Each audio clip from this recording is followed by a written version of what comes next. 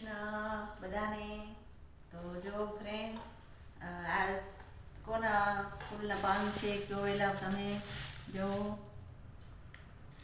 આ છે મારા ઘરના બગીચાના દેશી ગુલાબ થાય છે એના પાંદડા છે.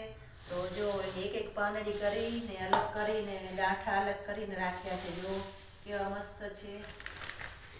જો આટલા બધા અહીંયા થેલી ભરાઈ ગઈ છે. જો કેવા મસ્ત છે, એકદમ ખખડી ગયા છે.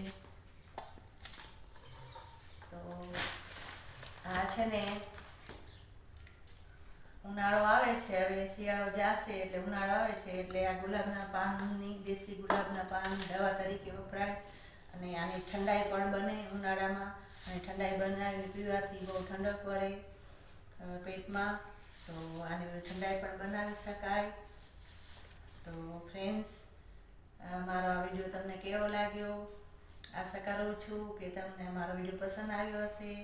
તો ચેનલમાં નવા હો તો પ્લીઝ લાઇક અને સબસ્ક્રાઈબ કરવાનું ભૂલતા નહીં અને બેલ આઇકન પ્રેસ કરવાનું ભૂલતા નહીં. તો જય શ્રી કૃષ્ણ બધાને.